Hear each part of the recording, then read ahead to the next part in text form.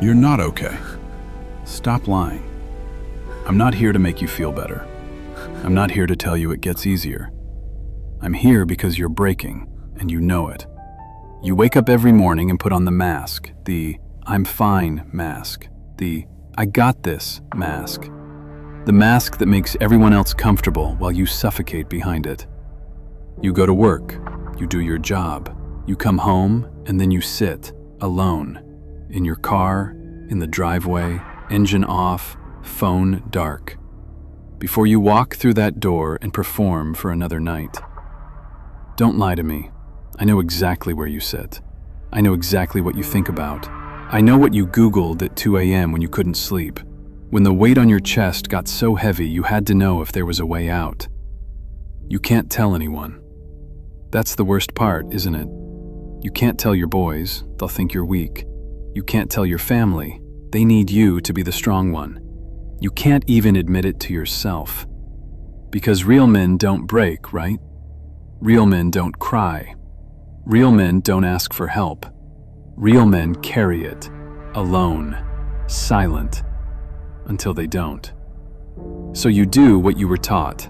You bury it. You push it down. You go to the gym. You work harder. You stay busy. Anything to not feel what's actually happening inside you. But here's the thing about burying pain. It doesn't die. It waits. And every day you pretend you're fine, it gets heavier. You know that feeling in your chest? That tightness that never really goes away? That's not anxiety. That's your soul screaming, begging you to stop performing and start existing. You know that moment when someone asks, "How are you?" And you say, "I'm good." But inside you're thinking, if you knew what I was actually thinking right now, you'd be terrified. You know that thing you do at night, where you lie there, eyes open, staring at the ceiling, running through every mistake you've ever made, every moment you weren't enough, every person you let down, every version of yourself you were supposed to become but didn't? And the scary part? You're not even sad anymore. You're not even angry. You're just empty, numb, going through the motions, a ghost in your own life. They lied to you. Society, your father, every movie you ever watched, every coach who told you to man up. They sold you a version of manhood that was designed to kill you slowly. They told you mental toughness means never crying, never breaking, never showing weakness, never asking for help. Bullshit. You know what's weak? Dying silent because you were too proud to say you're drowning. You know what's weak? Pretending you're fine while your mind is planning your exit. You know what's weak? Letting a lie about real men put you in a casket. Because that's where this goes.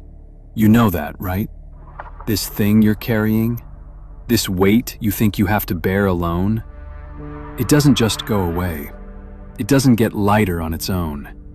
It gets heavier and heavier until one day you wake up and you can't carry it anymore. And then what?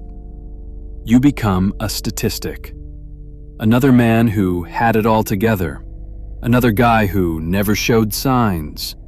Another funeral where people say, "I had no idea." Because you were so good at the performance, so good at the mask, so good at being what everyone needed you to be, that you forgot how to just be. And here's the thing they don't tell you about mental toughness. Real mental toughness? It's not about never breaking. It's about breaking and staying anyway. It's not about being unbreakable.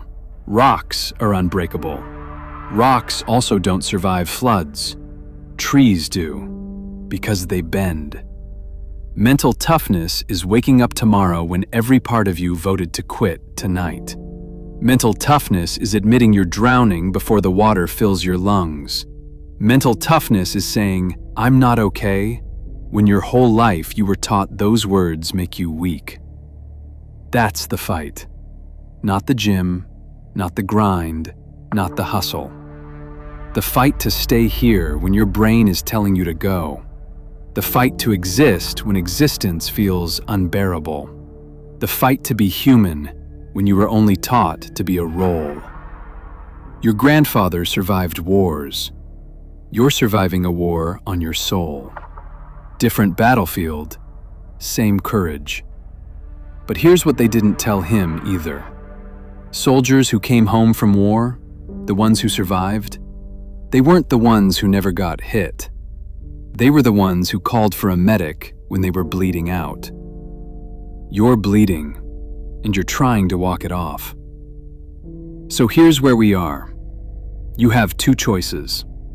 Choice 1. Keep doing what you're doing. Keep pretending. Keep carrying it alone. Keep telling yourself you'll deal with it later.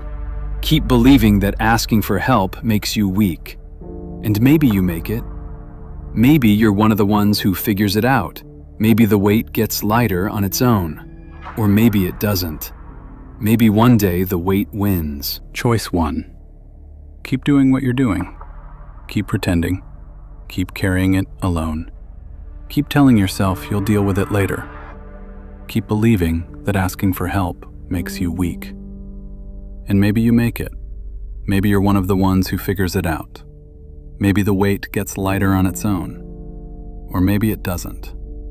Maybe one day the weight wins, and everyone at your funeral says, "I wish I had known." And your boys carry your casket, wondering why you didn't call. And the people who loved you spend the rest of their lives asking, "What could I have done?" That's choice 1. Choice 2. You break the code, right now, today. You admit it, out loud, to someone, anyone. You text your boy and say, "I'm not okay." You call someone and say, "I need help." You drop a comment on this video and say, "I'm struggling." 4 words, "I'm not okay." That's it. And I know what you're thinking. What if they think I'm weak? What if they don't understand? What if it makes it worse? Brother, what if it saves your life? Because here's the truth about reaching out. The second you say it out loud, the second you admit it to another human being, you break the isolation.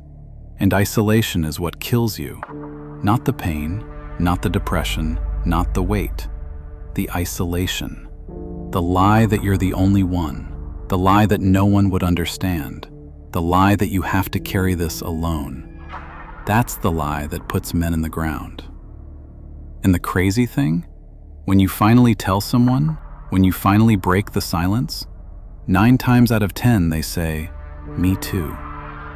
Because you're not the only one fighting this war. You're just the only one brave enough to admit it. So here's what you're gonna do. Not tomorrow, not next week, right now. You're gonna reach out.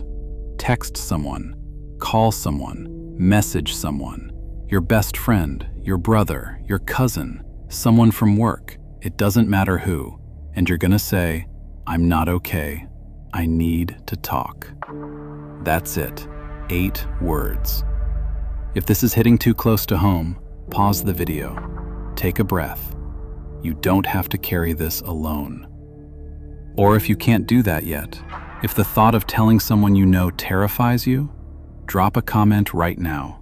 Call the local crisis hotline. Because I'm telling you right now, someone in these comments needs to see that they're not alone, and you might be the comment that saves them. This isn't about being inspirational. This isn't about being strong. This is about being alive. And if you're watching this right now, if you made it this far, that means part of you still wants to be here. Listen to that part.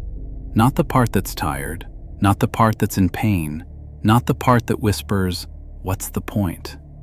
Listen to the part that made you click this video, the part that's still searching, the part that's still fighting. That part of you is stronger than you think. Tomorrow morning, when you wake up, you don't have to have it all figured out. You don't have to be fixed. You don't have to be strong. You just have to wake up. That's it. That's the fight. That's mental toughness. One more day, and then one more after that. Not because it's easy, not because you want to, but because there are people who would rather carry the weight of your pain than the weight of your casket. I'm one of them. Your boys are too. Even if you don't believe it right now. So stay, break the silence, reach out. Last thing, if you're gonna text someone after watching this, type "sent" in the comments. If you're gonna call someone tomorrow, type "tomorrow." If you just need someone to know you're fighting, type "fighting." Do it now, before you click away, before the moment passes. Because the second you type that word, the second you make it real, you've already started winning the fight. Don't be the man who stayed silent. Be the one who broke the code. Go. If you're in immediate danger, please reach out to a local crisis line or a trusted person right now. This video is a doorway, not the destination.